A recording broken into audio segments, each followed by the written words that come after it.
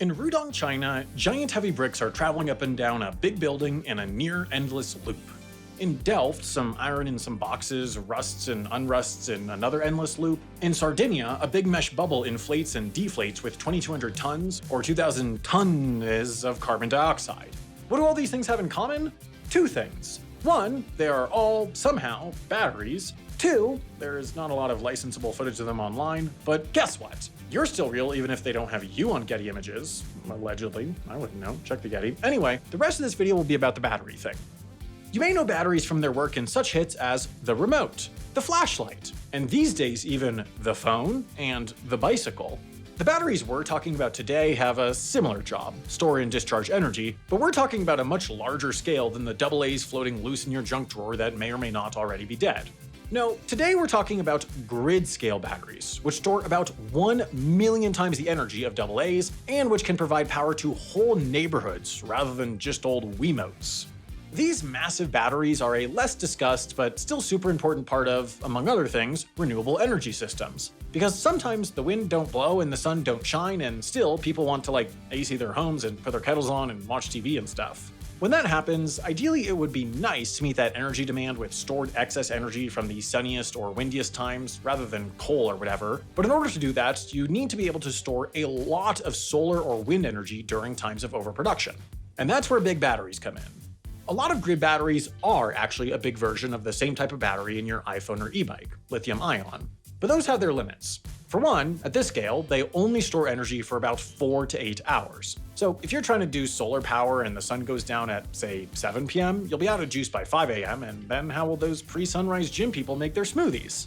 That's not to say nothing of cloudy days or windless weeks. The other tricky thing about grid-scale lithium-ion batteries is that building them demands, well, lithium, as well as other rare earth elements that are laborious, expensive, and environmentally damaging to extract.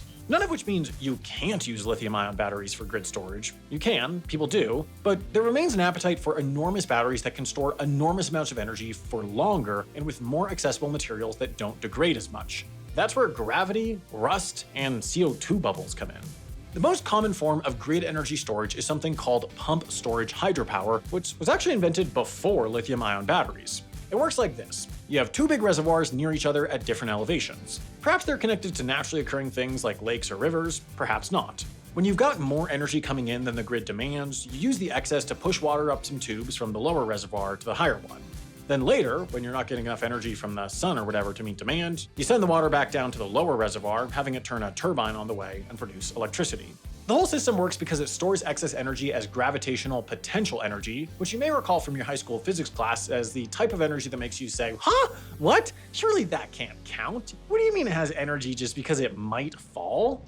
Pumped storage hydropower is cool, and the over 40 facilities doing it across the US as of 2024 had a collective capacity of 22.2 gigawatts, enough to power over 600 times squares. But it's super expensive to build up front, requires specific topography to work, and what happens if your water evaporates or someone takes it to build a moat around their house? Some of these other, more newfangled types of giant batteries follow similar principles but remove some of the drawbacks. A handful of companies around the world have developed so-called gravity batteries that also store energy as gravitational potential energy, i.e. they move stuff up high when energy is plentiful and generate electricity moving it back down later. For example, a Scottish company called Gravitricity wanted to use abandoned mine shafts up to a kilometer deep to do the job, lifting heavy weights to the top of the shaft when there was extra energy, lowering them to release energy when needed. Turns out that company didn't last, but another company doing something similar but above ground is called Energy Vault.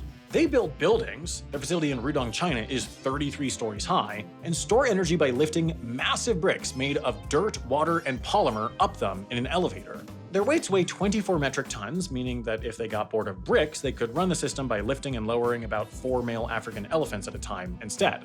From an animal rights perspective, it's good they've gone with the bricks. For many other, I'd prefer the elephants. Another funky type of battery at work out there is iron-air batteries, which harness the process of iron rusting and unrusting to store and discharge energy. These are much cheaper to build than lithium-ion batteries, though they're not quite as efficient. And the science behind them, though nuts to me, is actually pretty simple. When iron reacts with oxygen in the air, it rusts. Rusting releases energy. That's the discharge part. To store energy, you just reverse the process. If you hit the rust with the right amount of electricity, it'll turn back to regular iron and release the oxygen, so you're right back where you started. And all this happens in a bunch of iron air cells at once, something like 50 of them in each battery, which is about the size of 2 dishwashers hooked up to a bunch of other batteries until they're the collective size of a shipping container, which can be coupled with other blocks to make a grid-scale battery system. Iron air batteries can store and discharge their energy for up to 100 hours and return about 50 to 60% of the energy that goes into them. Dutch company Or Energy already has one of these up and running in Delft, and US-based Form Energy has them cooking across the US. Those batteries take advantage of iron's special trick where it can rust and unrust. The big carbon dioxide bubble battery isn't really like that at all, except that it takes advantage of a special CO2 trick, namely the fact that if you pressurize it, it can turn into a liquid at room temperatures and has higher energy density than air. And if you're wondering how that translates into this thing being a battery, so am I. I'm reading the script for the first time now, and I'm just hoping my writer has connected the dots. My writer, who is, by the way, really cool, so cool in fact that I'm gonna give her 30 extra minutes of outdoor time today because she's doing such a good job.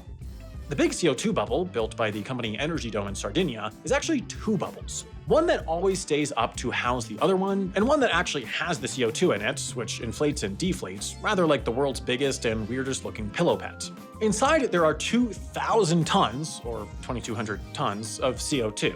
In those highly energetic parts of the day, that CO2 goes to a compressor which turns it into a liquid, then sends it off to the school bus-sized steel tanks to hang out, and the bubble deflates. When you need the energy back later, the liquid CO2 leaves the tank, goes through an evaporator to re-become gas, and then gets released through turbines that generate electricity, after which the gas re-enters and reinflates the bubble. All you need to do to build such a bubble is about 2 years, a big chunk of flat land, $60 to $90 million, and a bunch of very normal things like compressors, tanks, and turbines, which already have functional global supply chains. Already a bunch of these bubbles are getting planned or built. In Karnataka, India, Wisconsin, USA, and at various Google data center locations across Europe, the US, and Asia. Those are all Energy Dome brand domes, but seemingly there are other compressed CO2 batteries being cooked up in Xinjiang, China for Huadian Corp and Dongfeng Electric Corp. All of which is to say, there are surprisingly a lot of ways to store power grid amounts of energy. Normal batteries, sure, but you can also use a bunch of water, or a brick, or a rusty bit of iron, or a bubble, or, I'm not suggesting this, 4 elephants. Seriously, don't build the elephant battery. And if you do, don't say it was my idea. I can't handle another smear campaign from PETA. Because look, I love animals, and I love the environment, but it's not always easy to turn caring about something into doing something. That's exactly why I partnered with Planet Wild for this video. Joining Planet Wild is a way to connect with other planet-minded people and do actual, real good. Every month, their 25,000 member-strong community, including myself, funds a mission to restore nature, and even better, Planet Wild makes a video showing exactly what we funded and how it's going. We supported a range of missions, from building wildlife corridors over American highways, to giving nesting boxes to these sweet little owls in Germany, to keeping plastic out of oceans with cool gadgets. The climate crisis is, of course, too big to tackle alone, and being a member of Planet Wild brings you into a big group of people combining their resources and backing concrete, real solutions for environmental problems all around the world. And you get to see the results in video form every month. So if you want to hit that rare combo of actually doing something and feeling like you're doing something, join Planet Wild today. You can give whatever you'd like, and the first 100 people to sign up using code HALF6 will get their first month paid for by me. You're welcome. Just scan this QR code on screen or click the link in the description. After that, you can cancel anytime. If you want to see them in action first, check out their mission keeping plastic out of the ocean here.